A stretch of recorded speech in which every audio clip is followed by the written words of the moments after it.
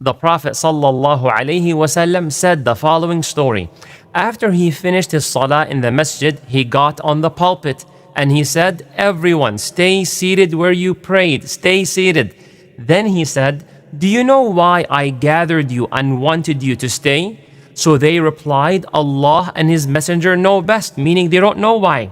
He ﷺ said, "I did not, wallahi, gather you to provide you with some goods or warn you from some alarming news. However, I gathered you because Tamim ad-Dari," there's a person, his name is Tamim, he was a Christian man, and he came and gave the pledge of allegiance and converted to Islam. Allahu Akbar. And Tamim shared with me a story with information which matches the information I gave you about Al-Masih ad-Dajjal, the false one-eyed Messiah. He, Tamim, told me that, and now the story starts. He told me that he sailed on a ship with 30 men from the tribes of Lakhm and Judham, and they faced storms that tossed them around for a whole entire month, lost in the ocean. Then they brought their ship, they saw an island, and they parked their ship near the island. Then they went on several smaller boats, because you know the ship is on a distance. You get on a smaller boat, then you sail to the island. Then they entered the island. Then they were met by some living being. Not like an animal or human being, something strange. It was so hairy. For how hairy it was, they could not distinguish the front from the back of that living being. So they said, "Whoa, what are you? What is this?" Then that thing spoke and said, "I am the Jassasah." They said, "What in the world is a Jassasah?" It said, "Listen, you guys, go to this man, this human being located in the monastery. Go there. He is so eager to know more about you and get information from you." He ﷺ said that Tamim said, "Once it told us, go to this human being, we got so scared that it might be a devil." Like, why would it say go to a human being? Like, if the thing speaking was a human being, it would not say go to a human being. So they got so worried and they said, "Oh, we ran so fast until we entered the monastery." And once they entered, they saw the most interesting sized person they have ever seen, and the most chained and tied person ever. His hands were tied to his neck. Between his knees to his ankles, it was all shackled with steel.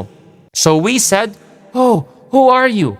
He said, "I will tell you who I am. But first, tell me who you are and what brought you here." They said, "We are a group from the Arab who were riding a ship." The whole story, I'll summarize it based on the Prophet ﷺ way of delivery.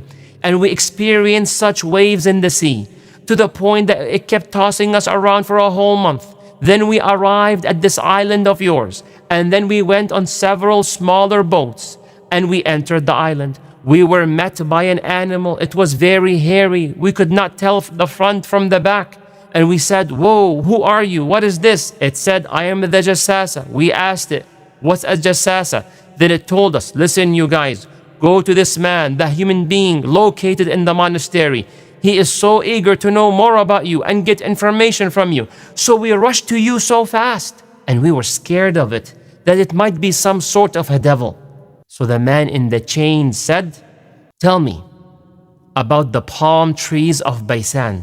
Palm trees of Baisan, by the way, Baisan is an area around Asham. So they asked, "What about it do you want to know?" He said, "I'm asking about the palm trees. Do they produce fruits?" They said, "Yes." But he said, "Soon it will no longer produce fruits." Then he asked his second question, "Tell me about the lake of Tabariyah." So they said, "What about it do you want to know?" "Is there water in it?"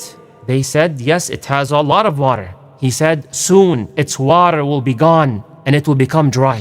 Then he asked a third question, "Tell me about the spring of Zughar."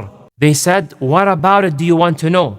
He replied, "Is there water from that spring? And do its people use its water to irrigate their lands?" They said to him, "Yes, it has a lot of water, and its people do irrigate their lands from it." Then he asked a fourth and last question, "Tell me about the unlettered prophet. Do you know of him? Has he come out? They said, yes, he appeared and he left Mecca and moved to Yathrib, meaning Medina. He said, did the Arab go to war against him? They said, yes, they did. And what were the results? They told him he has been winning and much of the Arab are now following him. He said, are you serious? Is that right? They said, yes. Indeed. It is good for them to obey him. Allahu Akbar, Masih ad-dajjal is saying that. Now the people do not know him as Masih ad-dajjal, okay? So he said it's good that they obey him. May Allah make us obey the Prophet sallallahu alaihi wasallam. Then he said, now I'm going to tell you about me. I am the Messiah. He stopped. He did not say Dajjal, the false Messiah.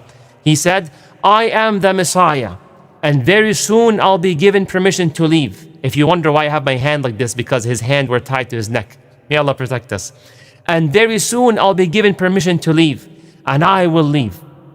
And I will travel around earth, leaving no village except that I will enter, all within 40 nights, except Mecca and Medina. They both are prohibited for me to enter. Every time I want to enter one of them, I am met with an angel who is holding a sword, confronting me and blocking me from entering it. And there are angels guarding every path to Mecca and Medina. Brothers and sisters, when the Prophet ﷺ said this part of the story, he struck the mimbar with a stick and he said, هذه طيبة, هذه طيبة, this is طيبة, meaning this is Medina. He's happy, he's proud. Then he tells the Sahaba, the Prophet ﷺ, did I not tell you regarding Dajjal not being able to come to Medina? They said, yes, Ya Rasulullah, yes, you did. So the Prophet ﷺ said, don't forget to say sallallahu alayhi wasallam. He said, I really liked the story of Tamim and how it matched what I have told you and about Medina and Mecca. That false Messiah, Al-Masih ad-Dajjal, is either in the Sea of Asham or the Sea of Yemen.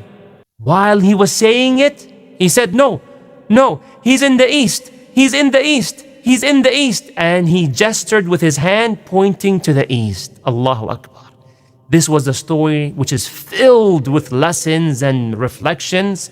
Feel free to share one. May Allah bless you and grant you Jannah and protect you from Al-Masih ad-Dajjal.